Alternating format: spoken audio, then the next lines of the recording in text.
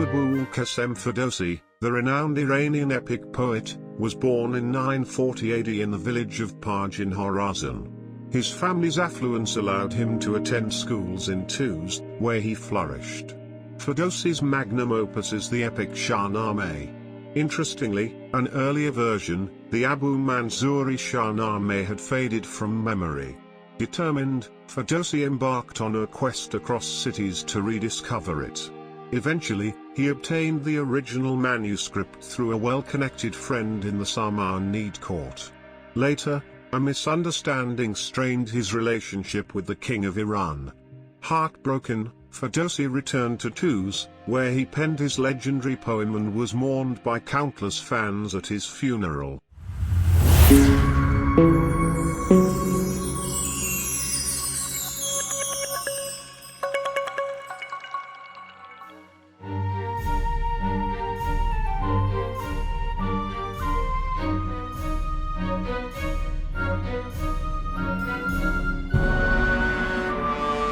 Hakim Abu Qasim Ferdowsi, the Iranian epic poet, was born in the year 940 AD in the village of Paj, which is now known as Fars and is a village in the Tabaran district of Khorasan, part of the city of Tus.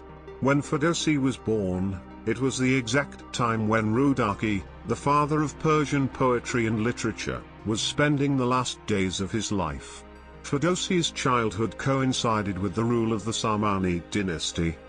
His mother was Fatima Bano, and his father's name was Maulana Fakhruddin Ahmad. Ferdowsi had 3 sisters.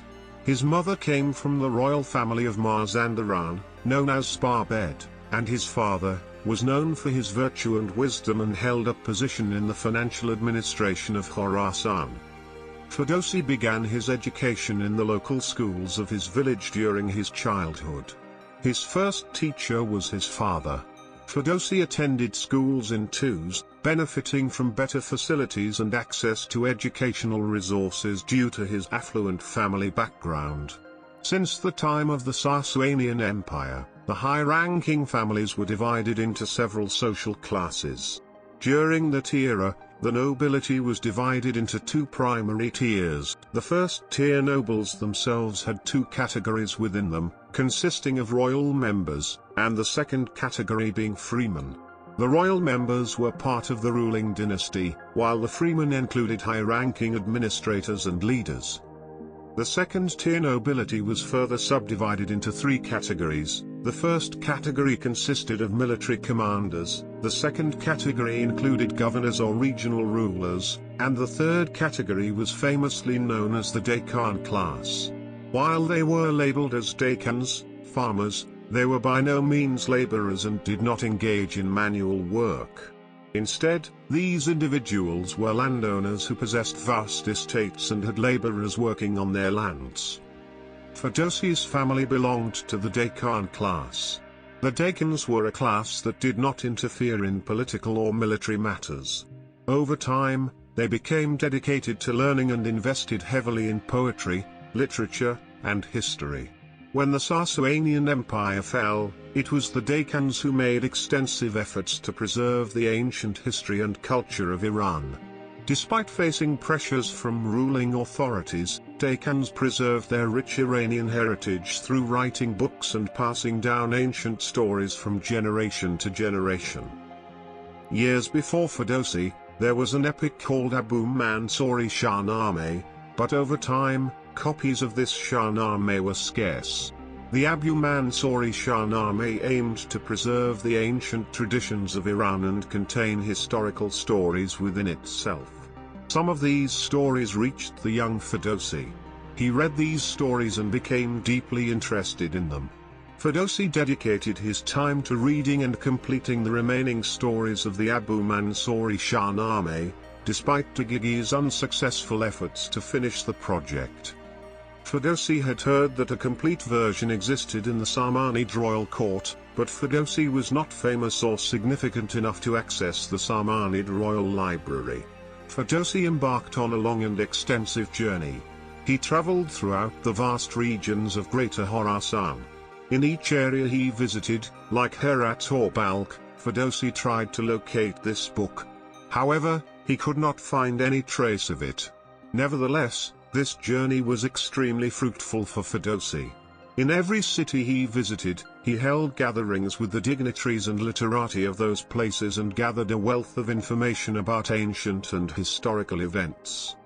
Ferdowsi wrote down many of these stories and the journey came to an end.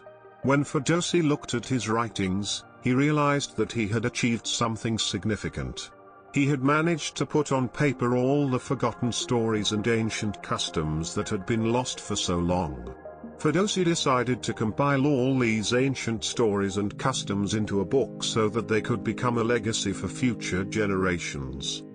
Ferdowsi composed poems about legendary figures like Rostam and Sohrab, Bijan, and Manijeh during his youth, before he began writing the Shahnameh and before he encountered the Abu Mansuri Shahnameh.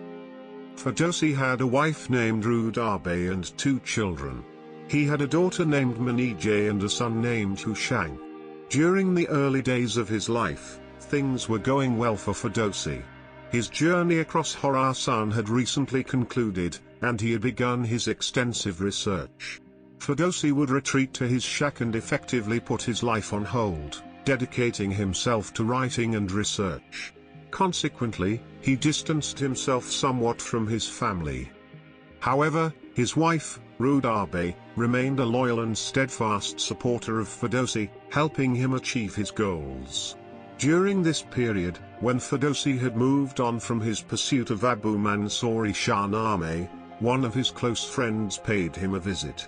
This friend had significant influence in the Samanid court and was aware of Ferdowsi's strong interest in that book. It happened by fate that this friend managed to find a copy of it in the Samanid court. With the permission of the Samanid king, he brought the Shahnameh to Ferdowsi. Upon seeing the Abu Mansuri Shahnameh, Ferdowsi was beside himself with joy. It was as if he had reached his long-sought goal. Ferdowsi's research intensified several-fold, and his working hours extended. He started writing his own version of the Shahnameh, but made significant alterations to the original version. This was because he had obtained first-hand information, and the dignitaries in Khorasan had revealed certain historical truths. Hushang had a friend named Abu Dolaf. Abu Dolaf had a profound admiration for Ferdowsi's works and was utterly captivated by his poetry. He would recite Ferdowsi's poems in a passionate and dramatic manner, especially in schools, libraries, coffee houses, and gatherings where dignitaries assembled to tell stories. Ferdowsi became well known because the Tuz aristocracy were enthralled with his recitations. One of his first known historical reciters, Abu Dolaf, is thought to have played a role in his success. Contrary to Abu Dolaf, Hushang didn't have much interest in poetry and literature. He spent most of his time in dissipation and indolence. It's also evident from Ferdowsi's poems that he didn't have a particularly good relationship with his son. One day, the new ruler of Tuz, Amir Hussein Khatib, along with his retinue, visited Ferdowsi's house. This was a great honor for Ferdowsi. Amir Hussein Khatib had heard Ferdowsi's poetry through Abu Dolaf. He told Ferdowsi that he was a valuable asset to their city and that they should take better care of him. He ordered that Ferdowsi be no longer required to pay annual taxes. Amir Hussein Khatib also presented Ferdowsi with a bag full of gold coins and told him that the entire city stood behind him. Ferdowsi was elated by these events, and they had a significant impact on his life. Ferdowsi told his wife that, with the money they had received, they could bring order and stability to their lives and those of their children. They also decided to provide for the needy and the destitute in the city. They did just that and found spouses for their children, giving them a new start in life. Ferdowsi poured all his time and energy into Shahnameh, rarely leaving his home. Occasionally, he would go to the riverbank for a break, but he would quickly return to continue his work. After a while, Ferdowsi, feeling old and losing energy, became concerned about his ability to complete the Shahnameh and face similar fates to others who failed.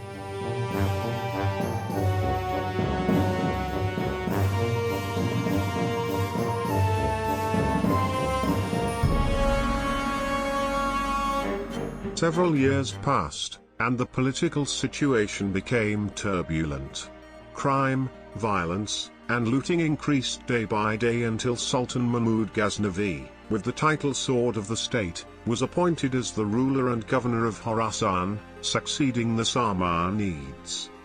After some time, as the Samanid rule weakened, he assumed control over the entire region. Sultan Mahmud immediately initiated significant changes. In his first actions, he dismissed Amir Hussein Khatib and imprisoned him. The reason was that during the wars Sultan Mahmud was engaged in, Amir Hussein Khatib had not assisted him or sent any troops to support him. Amir Hussein Khatib's successor in Tuz was a man named Arsalan Jazeb. Unlike Amir Hussein Khatib, Arsalan Jazeb had no interest in poetry, art, or a good relationship with Ferdowsi. In fact, he had a strained relationship with Ferdowsi. At the outset of his rule, Arsalan Jazeb went to Ferdowsi and told him that he must pay taxes from now on and settle any back taxes owed from the past few years. The pressure on Ferdowsi was immense, and Arsalan Jazeb repeatedly sent his officials to collect taxes from Ferdowsi. Under the weight of these pressures, Ferdowsi had to sell his house, his land, and even the house he had acquired for his children to pay the taxes. After 2 years, Ferdowsi couldn't even provide for his basic needs, and he was constantly ridiculed by his son, Hushang. On the contrary, his wife and daughter supported him. During these 2 years, Ferdowsi had set aside his writing and didn't write a word about Shahnameh. However, the epic continued to be recited in gatherings, and people enjoyed it, but no one sought out Ferdowsi.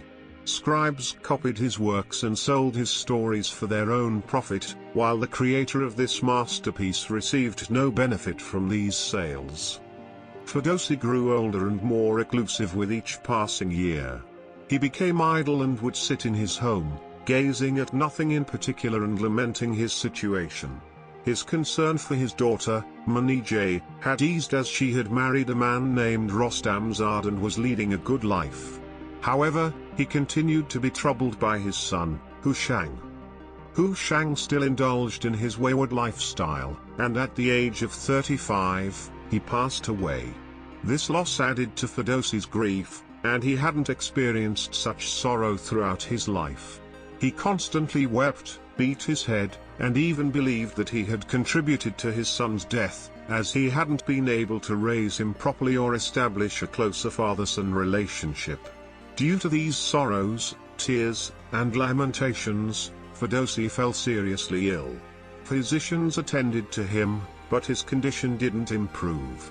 Friends and loved ones visited him, but no matter what they did, they couldn't restore him to his former self. At the age of 70, Ferdowsi experienced a turning point in his life. A minister in the court of Sultan Mahmud named Ahmad Esfarayani was assigned the task of traveling throughout Khorasan and enforcing the Sultan's decrees. One of the cities on his itinerary was Tuz. Arsalan Jazeb, in service to Ahmad Esfarayani, arranged a grand feast. During this event, discussions about the Shahnameh and its author took center stage. Ahmad Esfarayani, a lover of literature, expressed his intention to meet Ferdowsi. Arrangements were made and it was duly carried out. Upon seeing the elderly poet, Ahmad Esfarayani noticed that the room was filled with writings, which were none other than the Shahnameh. He was moved by the other poems he heard from Ferdowsi himself and became enamored. Ahmad Esfarayani asked Ferdowsi why he remained in Tuz and hadn't gone to the court of Sultan Mahmud. He pointed out that Shahnameh was a great treasure and that Sultan Mahmud, being a patron of poetry and literature, bestowed valuable gifts upon poets. He encouraged Ferdowsi to prepare for the journey to Ghazni, assuring him that he would not return empty-handed. Ferdowsi, despite all the hardships and discouragement, decided to embark on a journey to Ghazni in the hope that it would bring a positive change in his life. His wife, children, and even Abu Dolaf, were concerned for this elderly man. Ferdowsi gathered a few friends to accompany him, forming a caravan, and they set off together toward Qazvin, the first stop on their journey.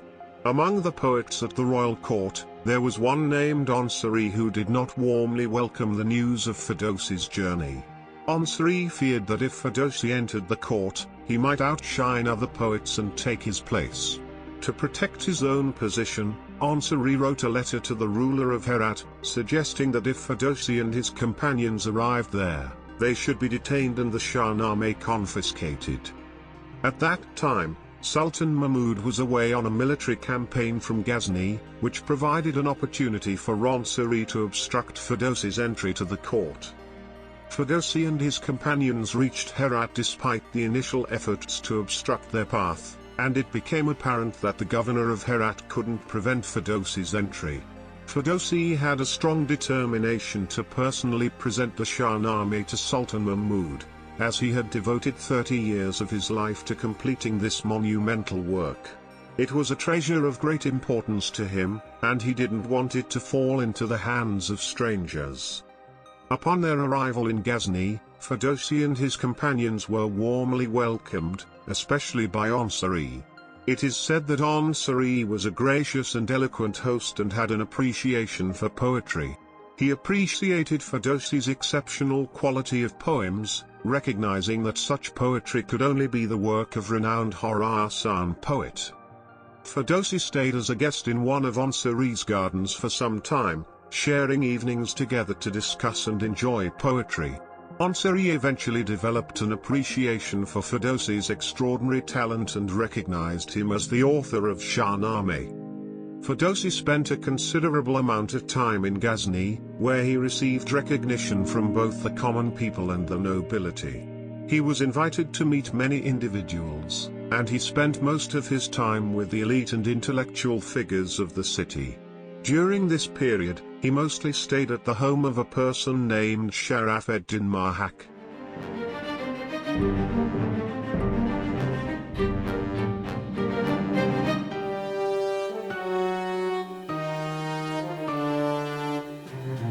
The news of Sultan Mahmud's return came out. Sharaf-ed-Din Mahak was aware of the significance of this moment. He quickly informed Ferdowsi of Sultan Mahmud's return and suggested that he prepare himself for the forthcoming meeting with the Sultan. This was a momentous occasion, and Ferdowsi believed that this meeting could finally bring an end to all his hardships. Sultan Mahmud's questioning revealed both his curiosity and skepticism regarding Shahnameh. Ferdowsi calmly and respectfully responded to each of the Sultan's inquiries, demonstrating his profound dedication to Persian literature and history. Ferdowsi, a poet from a Deccan family, claimed his goal in writing Shahnameh was not financial gain. Sultan Mahmud inquired about Ferdowsi's lineage and learned he once owned property but had to sell it for taxes, and Ferdowsi explained that he had not had the opportunity to meet him until now. The Sultan told his minister to work on this book for a few days and see if it is worthy or not. After a few days, the ministers and scholars at the court read Ferdowsi's book and reported back to Sultan Mahmud, saying that this book is unique, and nothing like it has ever been presented to the court. They stated that this book is the future of our land, and it must be preserved. Sultan Mahmud was delighted and ordered 50,000 dinars to be brought from the treasury and presented to Ferdowsi. The minister expressed concerns to Sultan Mahmud, saying, "This old man from Khorasan has been poor. Don't you think if we give him such a vast sum, he will be overwhelmed with happiness, maybe die, and become ecstatic?" Sultan replied, "Don't worry about that. In the future, I will give him even more gifts. You just carry out what I've instructed. He has worked for 30 years on this book, and this amount is not excessive." The minister, without informing the Sultan, took out 20,000 dinars from the treasury and assigned 3 courtiers to deliver the money to Ferdowsi, assuming that he was still staying at Sharaf-ed-Din Mahak's house. These 3 courtiers went to Sharaf-ed-Din Mahak's house but were tempted along the way and decided to keep the money for themselves, agreeing that no one should know about this. They assumed that Ferdowsi would eventually die or leave this place. Within a short period, all three of them were exposed. They were apprehended and put on trial. During the interrogations, these three individuals lied and claimed that they went to Shah Rafeddin Mahak's house, where they also saw Ferdowsi. However, Ferdowsi did not accept any gifts from the Sultan.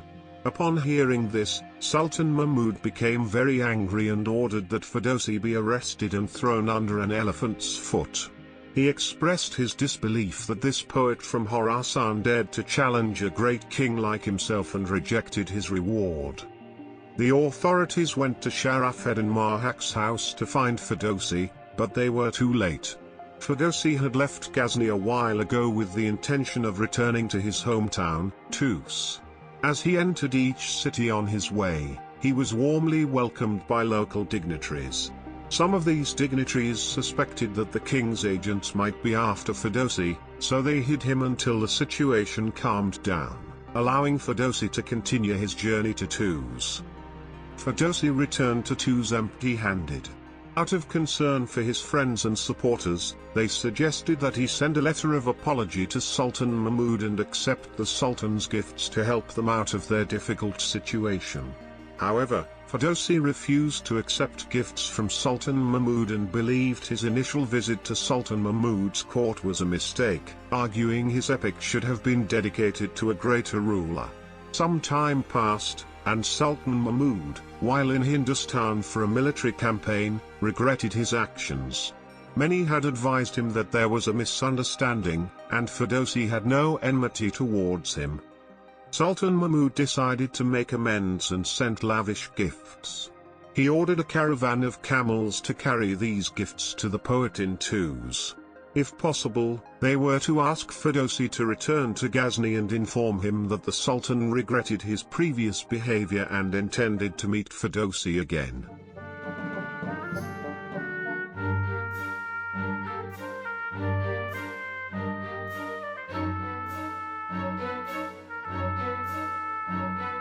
However, all these events unfolded quite late. During this time, Ferdowsi had fallen seriously ill and was on his deathbed. Historians suggest that misunderstandings between Ferdowsi and Sultan Mahmud led to their problems, potentially affecting the Shahnameh's course and Ferdowsi's potential for greater writings. As Ferdowsi lay on his deathbed, many nobles from Tus and other parts of Khorasan came to his bedside, deeply saddened by his condition. Ferdowsi told his friends and those around him, "Do not weep for me. Show kindness and compassion to each other, and be devout and without malice. Cleanse your hearts of hatred and envy." While he offered this advice and admonitions, he closed his eyes on the world. After Ferdowsi's passing, a wave of people headed to his home, and on the day of his burial, countless mourners gathered around Tus and Khorasan to pay their respects.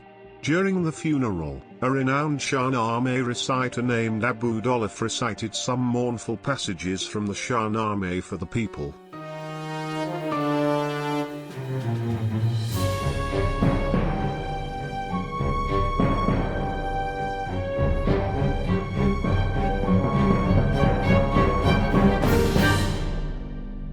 If you enjoyed this video, do not forget to like it, and share it with your friends.